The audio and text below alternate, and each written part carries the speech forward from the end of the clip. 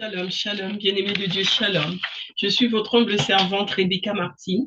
Aujourd'hui, je viens vous faire une série d'enseignements sur le Saint-Esprit que j'ai intitulé À l'école du Saint-Esprit. Donc, nous allons parler du Saint-Esprit, nous allons parler de la marche avec Christ, comment marcher avec Christ, comment agir, comment vivre sa vie chrétienne en étant dans l'esprit. Voilà.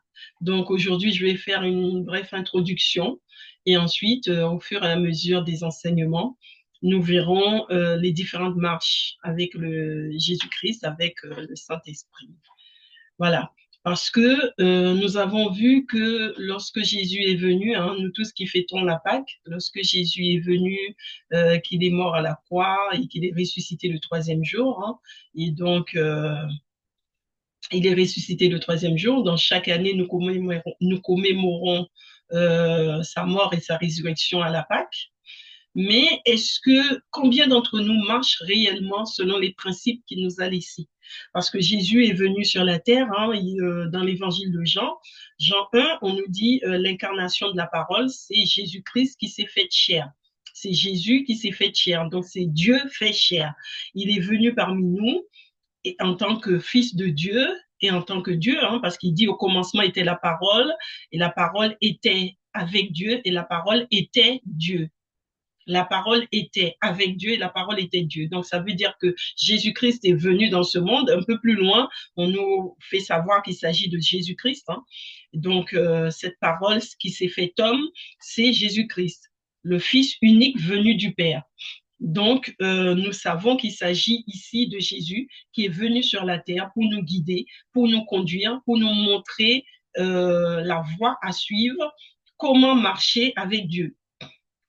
Donc, pour pouvoir marcher avec Dieu, bien-aimé, j'ai envie de te dire que tout commence déjà par l'acceptation de Jésus-Christ comme ton Seigneur et ton Sauveur. Donc, si tu acceptes Jésus-Christ comme ton Seigneur, comme ton Sauveur, automatiquement, tu vas faire le baptême de repentance, hein, qu'on appelle le baptême de Jean, qui est le baptême de repentance, où tu vas te faire baptiser d'eau.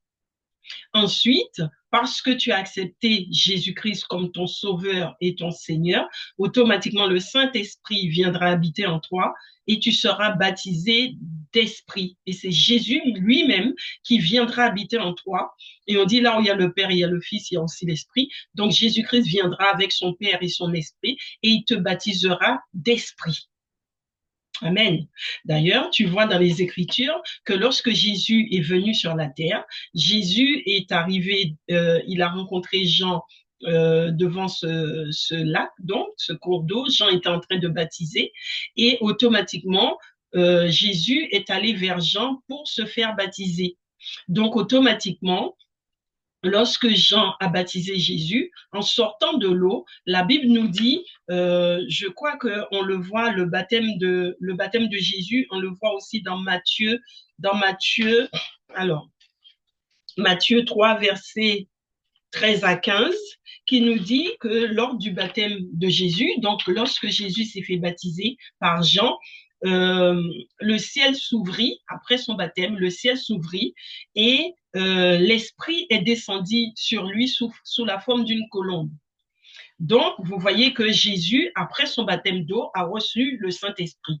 C'est ainsi que toi aussi, lorsque tu fais ton baptême d'eau, tu reçois Jésus, vient habiter en toi avec son esprit et il te baptise ensuite du Saint-Esprit. Mais la différence avec Jésus, c'est que Jésus est Dieu. Jésus n'avait pas de péché, mais il est rentré dans les eaux du baptême pour nous montrer que nous devons faire ce baptême de repentance. Et il est passé par cette eau pour pouvoir prendre sur lui, parce qu'il avait pris sur lui nos péchés, les péchés de l'humanité, qu'il est allé, donc, il est allé en repentance, mais c'est un cheminement qui nous montre, puisque lui-même n'avait pas péché. Lui-même n'était pas coupable de quoi que ce soit. Mais toi, bien-aimé, qui es coupable, toi qui pêches, puisque tu es né pécheur, tu dois passer, donc quand tu acceptes Jésus-Christ, tu dois passer par l'eau du baptême pour demander pardon à Dieu de tous tes péchés. Mais le baptême ne s'arrête pas là, bien-aimé. Avant de pouvoir être baptisé de l'Esprit, tu as tout un travail à faire pour toi, sur toi, un travail de transformation. Il y a un travail de transformation à faire. Ce travail de transformation, c'est ce qu'on appelle la nouvelle naissance. Alors, beaucoup pensent que parce ils sont entrés dans l'eau du baptême, ils sont nés de nouveau. Oui, en espérance, tu es né de nouveau. Parce que tout avec Dieu passe d'abord par l'espérance. Tout comme ton salut, c'est en espérance que tu es sauvé, mais tu n'es pas encore sauvé définitivement. Mais ton baptême, ta nouvelle naissance, c'est en espérance. Donc, ça veut dire que lorsque tu es passé par l'eau du baptême, tu dois ensuite faire un cheminement où tu dois te changer. Tu dois transformer ta vie. Alors, bien-aimé, je vais te lire un passage biblique. Euh, Attends, je vais te lire un passage biblique qui t'explique mieux les choses. Je crois que c'est dans Romains 12. Je vais vérifier si c'est ça. Euh, je vais voir si c'est ça. C'est ça. Où l'apôtre Paul nous dit qu'il nous encourage à je vous encourage donc, frères et sœurs, par les compassions de Dieu, à offrir votre corps comme un sacrifice vivant, saint, agréable à Dieu. Ce sera de votre part un culte raisonnable. Et au verset 2, il nous dit, ne vous conformez pas au monde actuel, donc au siècle présent, mais soyez transformés par le renouvellement de l'intelligence. Donc, c'est ce qui nous intéresse. Soyez transformés par le renouvellement de l'intelligence afin de discerner quelle est la volonté de Dieu, ce qui est bon et agréable et parfait. Donc, il te dit, sois renouvelé par ton intelligence, sois transformé. Il te dit, sois transformé par ton intelligence. Ça veut dire quoi, bien-aimé? Ça veut dire que quand tu es né de nouveau, tu dois faire tout un travail de transformation en toi. Tu dois abandonner tout ce qu'il y avait de mauvais en toi. Tu dois l'abandonner. C'est pas parce que tu es rentré dans l'eau du baptême que tu es déjà transformé. Tu n'es pas transformé. Tu as juste pris une décision. Mais il faut aller jusqu'au bout. Il faut que tu fasses ce travail de transformation en toi. Que tous les jours, tu te bonifies, tu te bonifies, tu te bonifies. Ça veut dire quoi se bonifier? Ça veut dire que tu cherches à changer. Tu fais ton auto-examen et tu regardes tout ce qui n'est pas bon en toi et tu changes cela. Tu fais en sorte que tu sois transformé. Par exemple, hein, tu aimais voler, eh bien, tu prends la décision que tu ne voleras plus. Tu aimais tricher dans le travail, tu n'étais jamais à l'heure ou tu volais les heures professionnelles. Tu prends la décision de ne plus faire ça. Tu aimais, je ne sais pas moi, tu aimais mentir, tu prends la décision de ne plus mentir. Et même s'il t'arrive encore de chuter, tu fais en sorte que cela ne t'arrive plus. C'est-à-dire que tu te dis, voilà, là, je suis tombé, il faut plus que je tombe là. Là, je suis tombé, il faut plus que ça m'arrive. Jusqu'à ce que c'est comme ça qu'on se bonifie, bien aimé. Jusqu'à ce que tu arrives à quitter ce péché. Sans oublier la prière. Tu pries aussi, tu demandes à Dieu de t'aider à quitter ce péché. Parce que sans l'aide de Dieu, tu n'y arriveras pas. Tu pries, tu demandes à Dieu de t'aider, mais toi aussi, tu fais un effort de ne pas aller dans ce péché. Et avec la prière, Dieu te donnera la force de ne plus commettre ce péché. Et parce que tu finiras par être sanctifié. C'est comme ça qu'arrive la sanctification. Faut pas croire que parce que tu as choisi d'aller à l'église, tu as choisi de faire le baptême, que tu es déjà sanctifié. Non, bien-aimé, tu te sanctifies toi-même en faisant ce que je viens de te décrire. Amen, amen. Donc voilà, c'est ainsi que tu passes par le chemin du baptême. Ensuite, le Saint-Esprit, l'envoi du Saint-Esprit, le Seigneur même vous a dit, Jésus a dit, quand il est parti, il a dit aux 12, je ne vous laisserai pas seul. Et ça, c'est dans Acte 8. Dans Acte 8, il dit, je ne vous laisserai pas seul, je vous enverrai le Saint-Esprit qui viendra vous enseigner toutes choses. Alors, je le cherche, hein, bien aimé. Dans Acte 8, je crois, hein, ou Acte 1, je ne sais plus. Non, c'est pas Acte 8.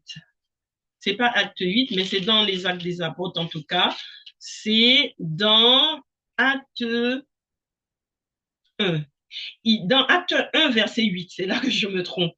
En fait, il dit, Je ne, un peu plus haut, il dit, ne vous éloignez pas de Jérusalem, il a dit aux 12, hein.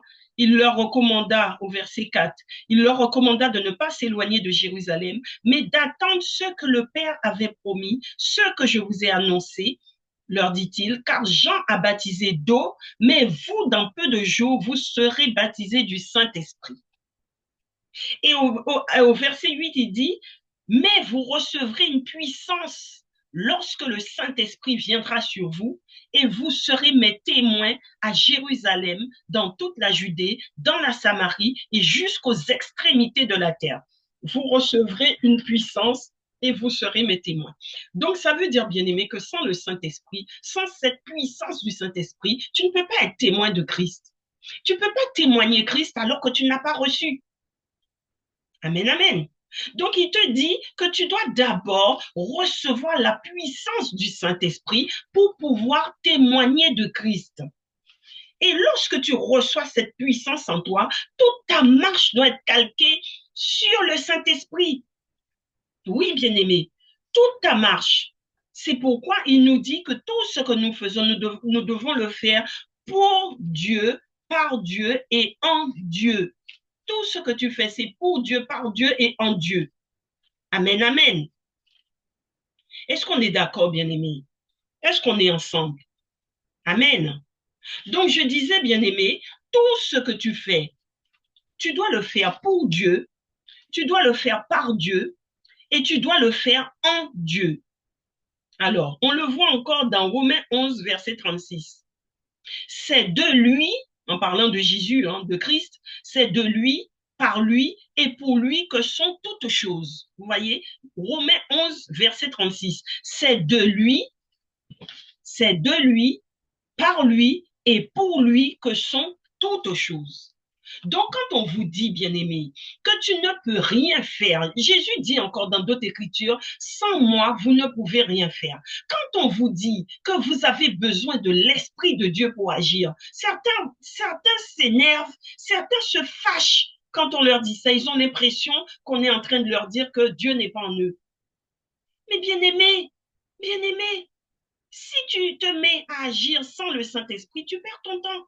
Tu perds ton temps. Tu es en train de perdre du temps. Il te le dit là, Romains 11, verset 36, c'est de lui, par lui et pour lui que sont toutes choses. Donc tout ce que tu fais, c'est pour Dieu, c'est par Dieu. Alors, on va décortiquer ça. C'est de lui. Ça veut dire que c'est lui qui te donne de faire. C'est lui qui met ce désir en toi. Par lui, voilà, il met ce désir de lui par lui. C'est lui qui met le désir en toi. Et pour lui, tu fais les choses pour lui. Ça veut dire chaque fois que tu fais un bien, c'est pour Dieu. Tu auras ta récompense dans le ciel. Donc, par lui, en lui et pour lui. Tu fais en lui parce que s'il n'est pas en toi, tu ne peux pas faire. Tu fais par lui parce que c'est l'esprit en toi qui te fait agir. Et tu fais pour lui parce que tout ce que tu fais, tes yeux doivent être tournés vers ton Dieu. Donc, c'est ça qui t'aide à faire le bien parce que tu as les yeux fixés sur Dieu. Donc, tout commence, comme je disais tout à l'heure, par l'acceptation de Jésus comme ton Seigneur et ton Sauveur, le Sauveur de ta vie. Et c'est alors qu'il t'enverra le Saint-Esprit qui agira en toi. Le Saint-Esprit est cette force, cette puissance qui agit en toi, qui te pousse à faire les choses, qui te donne du zèle pour Dieu. Donc, nous pouvons encore, comme je vous ai montré le baptême, je vais vous montrer encore je vais vous montrer encore cette parole qui dit que Jésus-Christ est Seigneur. Quand tu acceptes Jésus comme Seigneur, nous allons aller dans Colossiens 2, versets 6 à 15, qui dit, ainsi, puisque vous avez accepté Jésus-Christ comme Seigneur, vivez dans l'union avec lui. Vivez dans l'union. Donc, pour que Jésus-Christ soit ton Seigneur, il faut que toi-même, tu sois en union avec Jésus. Vivez dans l'union, dans l'unité avec Jésus-Christ. Soyez enracinés en lui et construisez toute votre vie sur lui. Amen, amen. Est-ce qu'on est ensemble? Est-ce qu'on est ensemble, bien-aimés? Tu comprends ce que je suis en train de te dire? Tu dois bâtir ta vie sur Jésus-Christ. Tout ce que tu fais, tes mouvements, tes actions, tes pensées, ta parole, même le choix de tes vêtements doivent être faits pour Dieu, parce que tu vis pour lui. Désormais, quand tu donnes ta vie à Christ, ta vie ne t'appartient plus. Ta vie appartient à Jésus-Christ. Et quand tu donnes ta vie à Jésus-Christ, automatiquement, bien-aimé, tout ce que tu fais doit être guidé par son esprit, puisqu'il vit en toi. Quand tu fais le baptême, il vient vivre en toi. Mais si ce Dieu-là vit en toi, puisqu'il a dit dans d'autres Écritures que celui qui est en toi est plus grand que celui qui est dans le monde. Donc, il vit en toi. Tu as cette certitude que Dieu vit en toi.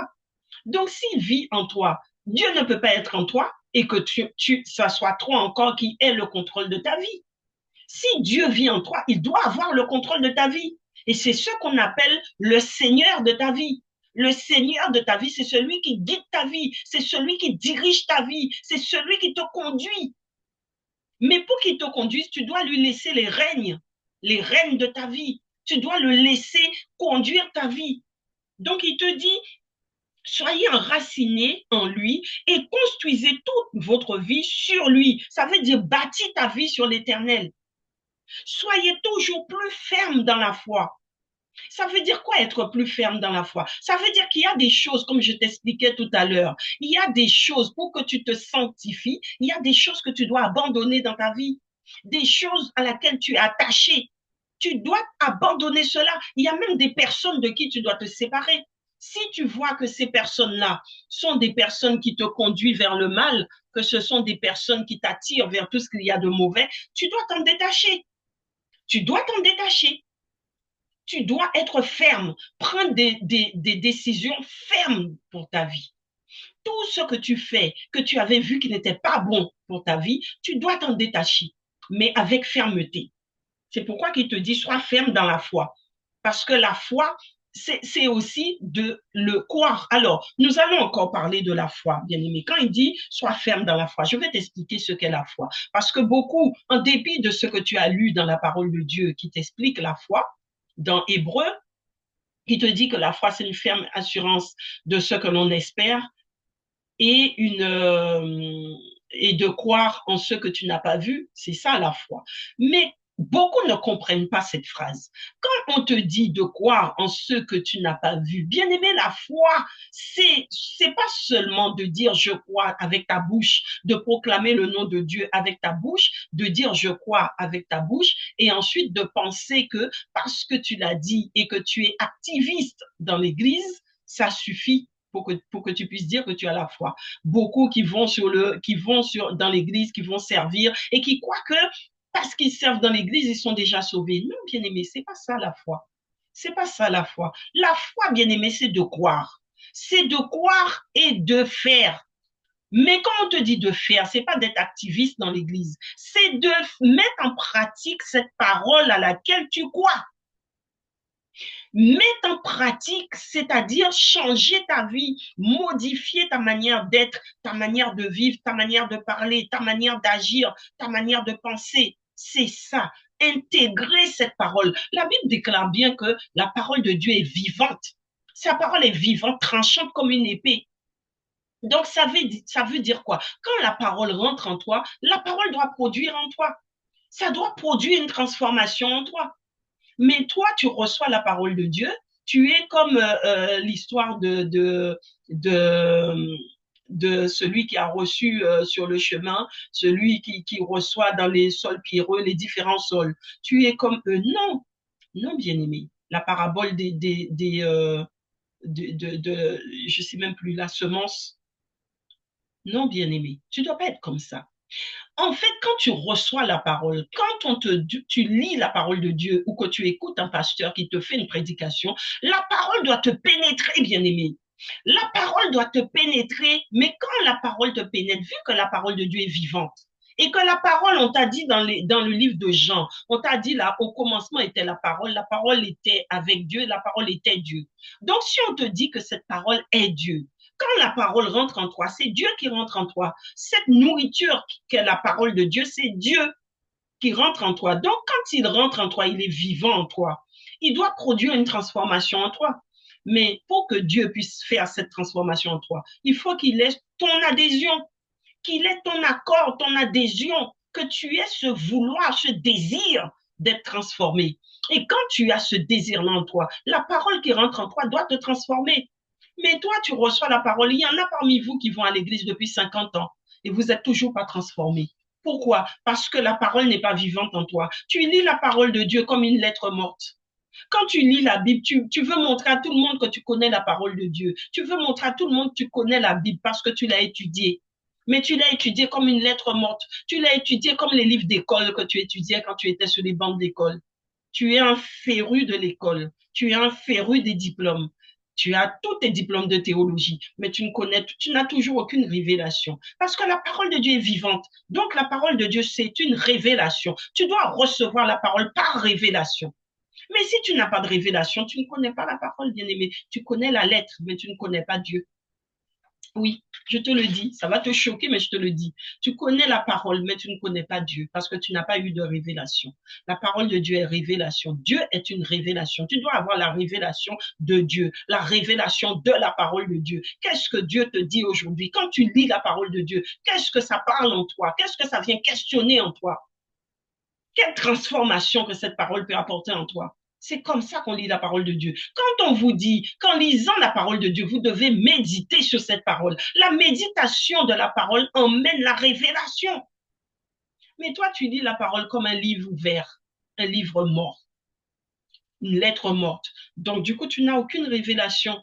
Et quand on vient te parler de la parole de Dieu, qu'on vient t'enseigner sur la parole de Dieu, tu te disputes avec les gens.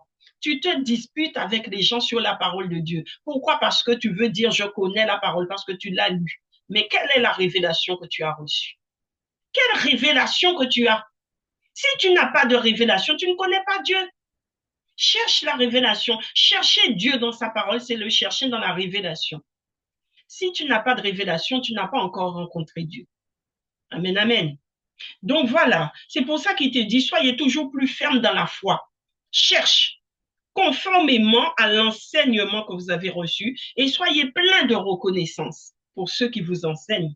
Beaucoup de propos sont fondés, c'est ce que je vous disais tout à l'heure, beaucoup d'entre vous ont des propos dans ce monde qui sont fondés sur les forces spirituelles. Ça, c'est encore autre chose. Les forces spirituelles du monde, la sagesse humaine et non sur Dieu, non sur Christ. Vous avez beaucoup de pensées. Moi, quand je vais sur les réseaux sociaux, TikTok, YouTube, euh, euh, Facebook, j'en passe, c'est des meilleurs. Quand je passe et que je surfe sur les réseaux sociaux, je vois beaucoup de gens qui viennent parler et qui sont dans le spirituel. Des personnes spirituelles qui viennent parler. Mais une personne spirituelle n'est pas une personne de Dieu. La spiritualité, bien aimé, c'est vaste. Quand on vous parle de spiritualité, il n'y a pas forcément Dieu. Vous mettez Dieu partout. Mais la Bible même te dit, ne mets pas foi à tout esprit. Ne mettez pas foi à tout esprit. La Bible te le dit. Donc, ça veut dire que ce n'est pas toute personne qui te parle de spiritualité qui est de Dieu. Amen, amen. Beaucoup parlent de spiritualité, vous donnent des méthodes, vous disent oui, faites des bains, faites des ceci, faites des cela, vous verrez, parce que je suis spirituel. Mais quelle est la puissance qui anime cette personne? La personne est dans le spirituel, oui, mais quelle est la force, la puissance qui l'anime pour qu'il puisse te donner ce genre de révélation? Bien-aimé, quand on te dit soyez ferme dans la foi, conformément à l'enseignement que vous avez reçu, c'est pas par hasard qu'on te parle d'enseignement, conformément à l'enseignement que vous avez reçu. Et soyez plein de reconnaissance. Ça veut dire, bien-aimé, que tout enseignement n'est pas bon.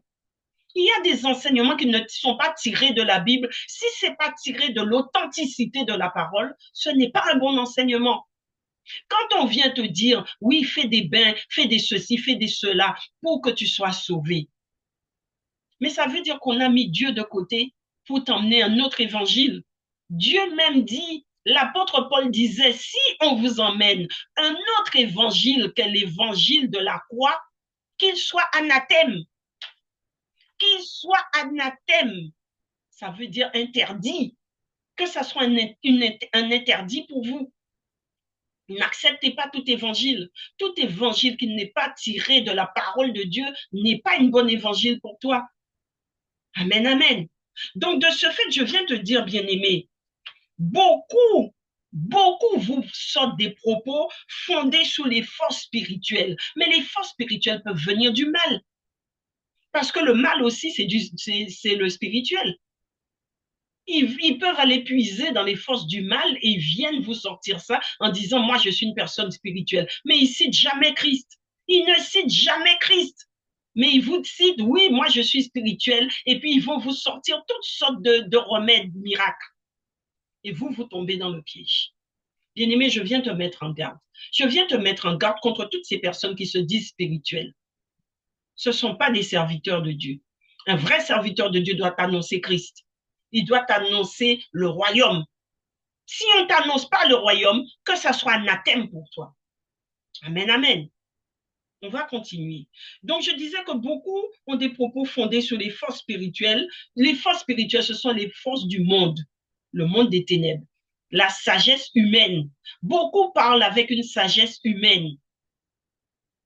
Mais la sagesse humaine, nous savons d'où ça vient.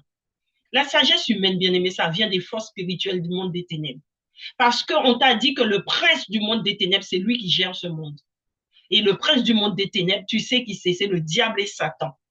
C'est lui qui gère ce monde. C'est lui qui souffle toutes ces méchancetés que tu vois dans le monde. Et beaucoup s'appuient sur leur sagesse humaine. Mais la sagesse humaine, c'est dirigé par ce diable et Satan. Parce que si tu marches selon la sagesse de Dieu, tu marcheras selon la parole de Dieu. La sagesse de Dieu vient de sa parole. Mais la sagesse humaine, ça vient de l'autre. Sache-le, bien-aimé. Tout ce qui est en Dieu, il faut savoir que tous, et c'est toujours dans Colossiens 2, Colossiens 2 à partir du verset 6, tout ce qui est en Dieu a pris corps dans le Christ et habite pleinement en lui. Aïe, bien-aimé, il faut que tu comprennes ça. Tout ce qui est en Dieu a pris corps dans le Christ et habite pleinement en Christ. Donc, ça veut dire que quand tu acceptes Christ comme ton Seigneur et ton Sauveur, donc là, on est sur le volet Seigneur, si tu l'as accepté comme ton Seigneur, ça veut dire que tu acceptes qu'il vienne vivre en toi et qu'il prenne le contrôle de ta vie, le règne de ta vie. Et donc, de ce fait, tout ce que tu fais, tout ce qui prend corps en toi, doit venir de lui. Parce qu'il vit en toi et tu vis en lui. Et c'est par lui que vous avez tout reçu. C'est par Christ que vous avez tout reçu pleinement. Nous avons tout reçu en Christ pleinement. Amen. Lui qui domine toute autorité et tout pouvoir spirituel. Nous avons tout reçu, nous recevons tout de Christ pleinement parce que Christ domine aussi toute autorité et tout pouvoir spirituel. Donc si toi, bien-aimé, tu as des combats spirituels et que le spirituel arrive à te vaincre, c'est que Christ n'est pas en toi. Christ n'est pas... Parce que les combats, tu les auras. Hein. On aura toujours... La Bible même dit que le juste tombe souvent. Mais il dit aussi qu'à chaque fois, il se relève. Pourquoi? Parce que l'esprit qui est en lui, la force, la puissance de Christ en lui le relève. Mais il va tomber. Tu vas tomber. Oui, tu vas tomber. Christ, même quand il a fait son cheminement à la croix, il est tombé plusieurs fois. C'était pour nous montrer que oui, nous pouvons tomber. Mais à chaque fois, il s'est relevé. Promptement, il s'est relevé. Et c'est promptement que les enfants de Dieu se relèvent. Quand on marche avec Christ. Amen, amen. Donc, de ce fait, je te disais, bien-aimé, dans l'union avec Christ, quand tu marches en unité avec Christ, quand tu es en union avec Christ, nous sommes circoncis et délivrés de notre être pécheur. C'est comme ça que tu es délivré du péché, de ton être pécheur. Quand tu marches en union avec Christ, quand tu es en union avec Dieu, la circoncision des enfants de Dieu ne sont pas physiques. Tu n'as pas une circoncision physique comme on faisait dans l'Ancien Testament, où les enfants d'Israël étaient circoncis physiquement. Aujourd'hui, les musulmans le font encore, la circoncision physique. Mais aujourd'hui, on te dit quand Christ est venu et qu'il a apporté la grâce dans ce monde, qu'il a pris sur lui le péché de l'humanité, il a apporté une circoncision qui est dans l'esprit. Ce n'est pas une circoncision physique, c'est une circoncision dans l'esprit. Ça veut dire que tu te sépares du péché. C'est ça la circoncision spirituelle. Tu es séparé du péché, tu es délivré de ton être pécheur. Amen, amen. Et donc, de ce fait, tu marches dans l'union avec Christ. Parce que Dieu ne cohabite pas avec le péché, bien aimé. Dieu ne cohabite pas avec le péché. Souviens-toi quand Adam et Ève étaient dans le jardin d'Éden et qu'ils ont péché, automatiquement, la Bible te dit qu'ils ont perdu la gloire de Dieu. La gloire de Dieu s'est retirée d'eux parce qu'ils étaient dans le péché. Chaque fois qu'Israël, dans la marche du désert, chaque fois qu'ils se détournaient de Dieu, ils étaient dans de grands problèmes parce que la gloire de Dieu se retirait. Chaque fois qu'ils allaient en guerre contre les pays où ils allaient en guerre pour récupérer les terres, dès qu'ils étaient dans le péché, la gloire de Dieu se retirait d'eux, ils perdaient la victoire. Mais quand ils avaient la gloire de Dieu, ils avaient la victoire.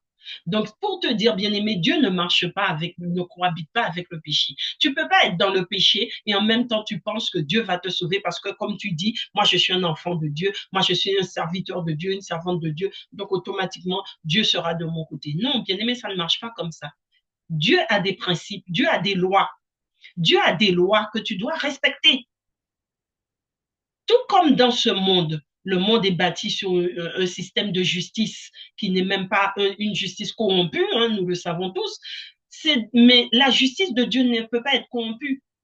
Le monde, tu peux corrompre le monde a une justice corrompue où tu vas payer des pots de vin et puis tu vas passer. Tu ne peux pas faire ça avec Dieu. Bien aimé, on ne peut pas corrompre Dieu. On ne peut pas corrompre Dieu. Donc, il ne faut pas penser Dieu comme tu penses le monde.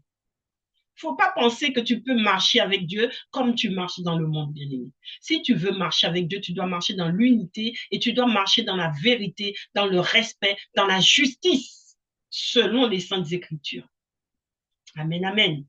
Donc, tu ne peux pas dire simplement, je suis enfant de Dieu, je peux faire tous les péchés que je veux, c'est pas grave, je suis enfant de Dieu, Jésus-Christ est déjà mort pour moi à la croix, il a déjà payé le prix. Non, bien-aimé, il a payé le prix pour ceux qui l'accueillent. Il a payé le prix pour tous. Oui, il est mort pour l'humanité. Mais pour que tu puisses bénéficier de la grâce, tu dois l'accepter comme ton Seigneur et ton Sauveur. Tu dois l'accueillir, tu dois l'accepter pour que tu puisses bénéficier de la grâce. La grâce est déjà là. Il a déjà tout payé, c'est vrai. La grâce est là.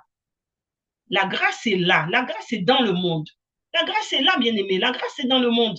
Comme il t'a dit, hein, bien-aimé, il faut bien lire la parole de Dieu. Hein. Si nous retournons, bien-aimé, dans le livre de Jean,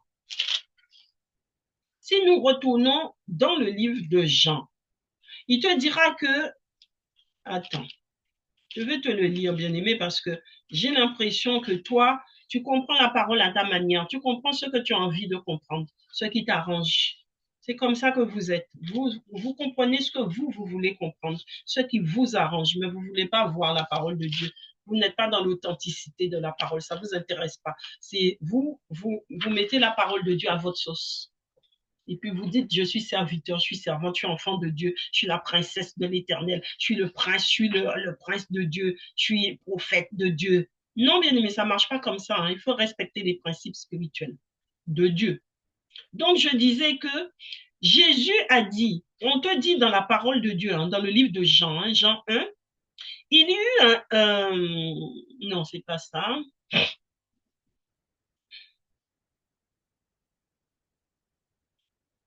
Alors, il vint pour un... Bon, ça c'est Jean. Alors, à partir du verset 9, Jean 1, verset 9. Cette lumière était la vraie lumière. Donc là, on parle de Jésus. Cette lumière était la vraie lumière qui, en venant dans le monde, éclaire tout être humain. Elle était dans le monde et le monde a été fait par elle. c'est-à-dire par la lumière. Pourtant, le monde ne l'a pas reconnu. Amen. Il était dans le monde pour éclairer le monde, mais le monde ne l'a pas reconnu. C'est ainsi qu'aujourd'hui, bien-aimés, la grâce est là, la grâce c'est Jésus-Christ. Il est là dans le monde, au milieu de nous. Le royaume est là, au milieu de nous. Mais le royaume peut être là, la grâce peut être là, la lumière peut être là, mais que toi, tu n'en bénéficies pas. Tu peux être dans l'église en train de servir dans l'église. Tu peux être dans tout ce que tu veux, mais la grâce peut être là. Mais toi, tu n'en bénéficies pas. Pourquoi? Parce que tu ne l'as pas accepté, tu ne l'as pas accueilli. Il te l'a bien dit, hein? La grâce, la lumière était dans le monde, mais le monde ne l'a pas reconnu. Le monde n'a pas reconnu Christ. Pourtant, il était là. Amen, amen. Ils n'ont pas reconnu. C'est ainsi qu'aujourd'hui, bien aimé, beaucoup d'entre vous, la grâce est là à vos côtés, mais vous ne reconnaissez pas la grâce. Vous n'accueillez pas la grâce. Vous ne l'accueillez pas, vous ne le reconnaissez pas. Pourtant, il est là au milieu de vous. Donc, tu peux avoir la grâce, bien-aimé, à tes côtés, mais tu ne bénéficies pas de la grâce. C'est ainsi que je te dis que Christ est mort pour nous tous, il est mort pour nos péchés, mais si tu ne l'accueilles pas, tu ne peux pas bénéficier de cette grâce.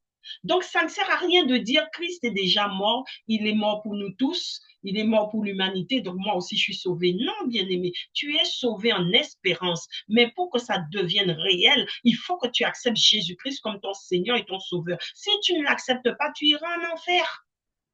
C'est pas parce que tu sers à l'église que tu es sauvé. Tu iras en enfer si tu n'acceptes pas Christ comme ton Seigneur et ton Sauveur. Et même ceux qui disent de leur bouche qu'ils l'ont accepté, si tu ne fais pas cette transformation de ta vie, tu ne seras pas sauvé. Tu ne seras pas sauvé. Tu dois être dans la transformation au quotidien de ta vie. L'apôtre Paul disait, je ne veux pas être celui qui sauve des âmes, hein, que je mène ma course, que j'aide les autres à être sauvés et que moi-même, à la fin de ma course, je me retrouve à ne pas être sauvé.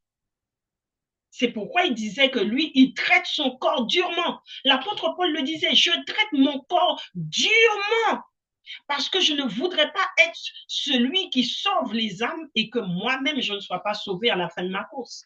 Donc, bien-aimé, fais attention à toi.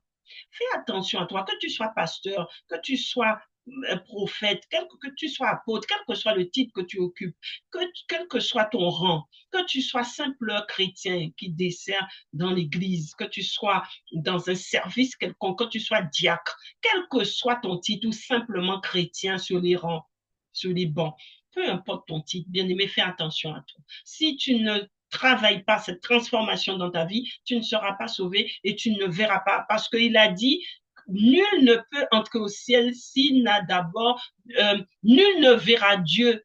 Comment il a dit ça, Jésus? Nul ne peut voir Dieu s'il n'a d'abord été, si tu n'es pas dans les voies de Dieu, tu ne peux pas voir Dieu. Et si tu n'as pas vu Dieu, tu ne peux pas aller au ciel, tu ne le verras pas. Tu ne le verras pas. Pour le voir, il faut être transformé, il faut être transfiguré comme lui, à la même image. Il te le dit dans un Colossiens, je crois, 2 ou quelque chose comme ça, 17. Il faut être transformé en la même image de Christ. Et quand tu es transformé en la même image, c'est comme ça que tu progresses dans ta sainteté et que tu verras Dieu. Amen, amen. Donc, je disais que tu dois être circoncis dans l'union avec Christ pour être circoncis de ton être pécheur et délivré de ton être pécheur. Et c'est ainsi que tu auras la puissance de Dieu en toi qui va agir sur la mort qui est en toi. Parce que tant que tu n'as pas Christ en toi, tu es dans la mort. La mort de la mort, tu es dans la mort puisque le péché conduit à la mort. Donc, si tu es dans le péché, tu es dans la mort. Mais pour que cette mort soit dominée par la vie, il faut que Christ soit en toi, puisque c'est Christ qui emmène la vie. Si tu n'as pas Christ, tu n'as pas la vie. Tu marches dans la mort. Et pour que tu puisses marcher dans la vie, tu dois marcher en Christ. Le seul nom qui sauve dans ce bas monde, c'est Jésus-Christ. Alors, beaucoup ne veulent pas l'entendre, hein, que ceux qui sont dans d'autres religions, il y a toujours cette guerre de religion entre chrétiens, entre musulmans, entre chrétiens catholiques, chrétiens évangéliques. Vous êtes dans une guerre de religion. Mais Dieu, lui, il n'est pas dans la religion, hein. Les juifs, tout ça. Dieu n'est pas dans ça, bien-aimé. Dieu n'est pas dans ça. Lui, il est dans sa parole. Il cherche des cœurs, des âmes sincères qui marchent dans la vérité de sa parole. Donc, reviens à l'authenticité de la parole, bien-aimé. Laisse tomber les guerres de religion. Reviens à l'authenticité de la parole de Christ. Il t'a dit un seul nom qu'il a donné dans ce bas monde et qui sauve, c'est le nom de Jésus-Christ. J'ai vu aussi sur YouTube des enseignements ou des témoignages où des musulmans venaient témoigner parce qu'ils ont vécu ils ont vécu la mort imminente et puis ils sont revenus à la vie et ils viennent témoigner en disant qu'ils ont vu Christ pendant ce moment-là. D'autres encore qui témoignent que ouais, ils étaient dans l'erreur, ils se sont rendus compte qu'ils étaient dans l'erreur, ils ont vu Christ. Oui, bien-aimé, je te le redis encore, le seul nom que Dieu a donné pour que tu sois sauvé dans ce bas monde, c'est Jésus-Christ. Jésus est venu sur la terre, il avait pris chair en Marie, et ensuite il vient en esprit en tant que Christ. C'est le même hein, qui revient en esprit en tant que Christ, Jésus-Christ. Bien-aimé, beaucoup ne veulent pas l'entendre. Même l'ennemi, il va bouger. Tu peux bouger, secouer tout ce que tu veux. Lorsque je fais des enseignements comme ça, c'est tellement profond que le diable se manifeste. Hein. Sous ma toiture, il fait du bruit, il se manifeste pour me faire savoir qu'il n'est pas content. Mais au nom de Jésus, je parlerai. Je parlerai au nom de Jésus. Donc, bien-aimé, j'étais en train de te dire que la vérité marche dans l'authenticité de la parole et marche dans l'union avec Christ, dans l'union avec Jésus-Christ, parce que c'est le seul nom qui sauve. Amen. Et là, c'était le volet Jésus-Christ comme ton Seigneur. Et maintenant, je vais te parler de Jésus-Christ comme ton Sauveur. Dans Jean 3, verset 16, la parole de Dieu dit, car Dieu a tant aimé le monde qu'il a donné son Fils unique, afin que quiconque croit en lui, comme je viens de te le dire, hein, c'est quand tu lui donnes ta vie, tu crois en lui, afin que quiconque croit en lui ne périsse point, mais qu'il ait la vie éternelle. La vie éternelle se trouve en Jésus-Christ. Et pour que tu ne puisses pas périr, pour que tu puisses recevoir cette vie éternelle en toi, tu dois donner ta vie à Jésus-Christ. Parce que lui-même a donné sa vie pour toi à la croix. C'est ainsi qu'il devient ton sauveur. Jésus-Christ devient ton sauveur lorsque tu l'acceptes comme ton Seigneur et Sauveur. Le Seigneur, ça veut dire celui qui dirige ta vie. Et le Sauveur, c'est lorsque tu reconnais qu'il est mort pour toi à la croix. Lorsque tu reconnais l'œuvre de la croix, Jésus-Christ devient ton Sauveur. Oui, c'est ainsi qu'il devient ton Sauveur. Lorsque tu reconnais l'œuvre de la croix, il devient ton Sauveur. Mais tant que tu n'as pas reconnu l'œuvre de la croix, tu n'es pas sauvé. Tu n'es pas sauvé. Jésus-Christ, le sacrifice de Jésus ne te sert pas parce que tu ne l'as pas reconnu. Oui, je te l'ai lu, hein, je t'ai dit, il était dans le monde, mais le monde ne l'a pas reconnu. Mais il dit encore au verset 11, elle est venue chez les siens, la lumière, hein, elle est venue chez les siens et les siens ne l'ont pas accueillie.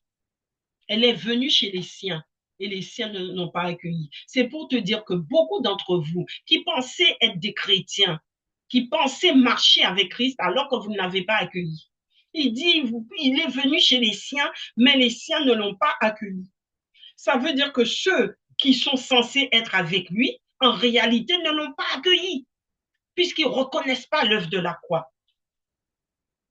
Mais à tous ceux qui ont accepté, qui l'ont accepté, à ceux qui croient en son nom, donc il dit à ceux qui l'ont accepté, puis il rajoute à ceux qui croient en son nom, à ceux qui croient. Il dit ceux qui l'ont accepté et il complète par à ceux qui croient. Donc, ça veut dire, bien aimé, que accepter Jésus-Christ dans sa vie, c'est une question de foi. Tu dois croire en l'œuvre de la croix. Tu dois croire qu'il est celui qui sauve, celui qui te guérit. Amen, amen. Il dit, celui qui croit en son nom, elle a donné le droit de devenir enfant de Dieu.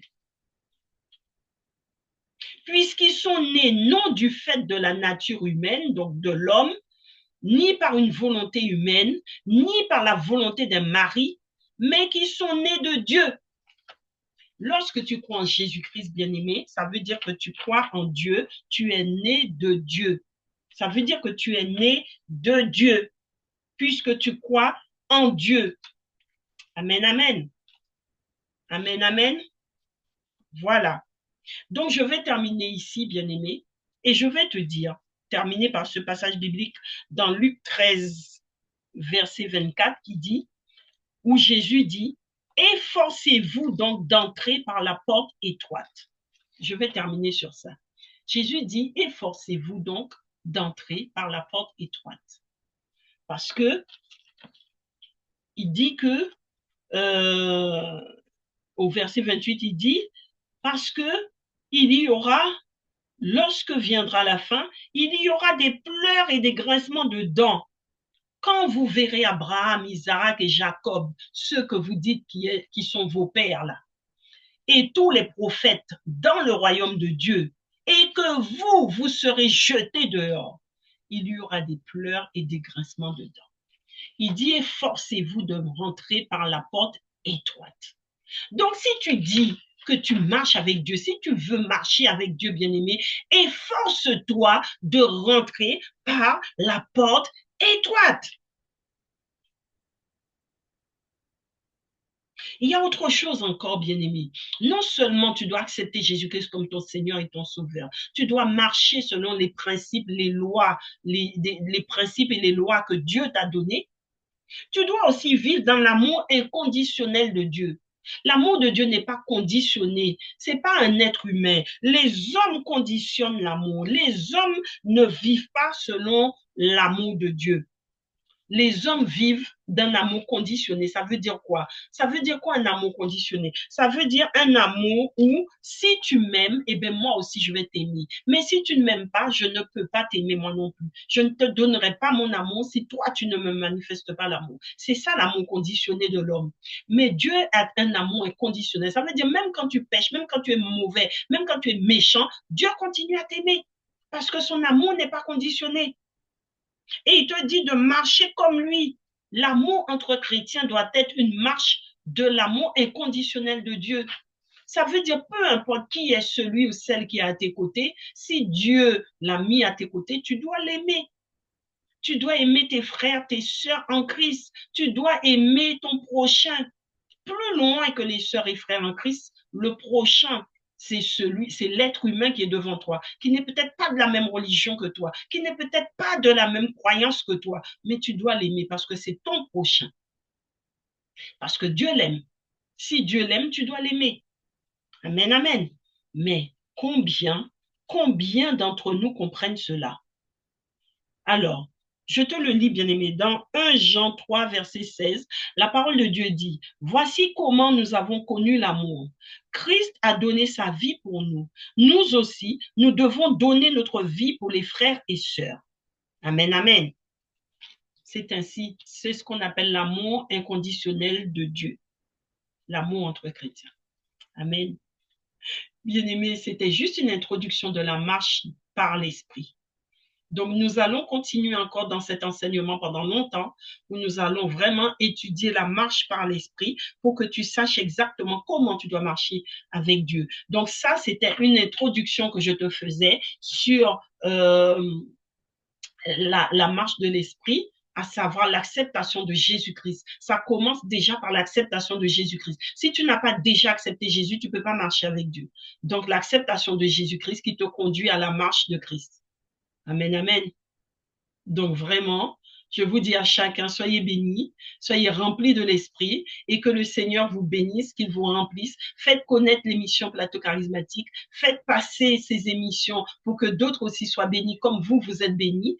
Et vraiment là, c'est une école. Rentrez dans l'école du Saint-Esprit, inscrivez-vous, inscrivez d'autres aussi à cette école du Saint-Esprit pour que vous soyez bénis, pour que vous soyez remplis et que vous gagniez votre salut en Jésus-Christ. Amen. Je vous dis à très très bientôt. Soyez bénis.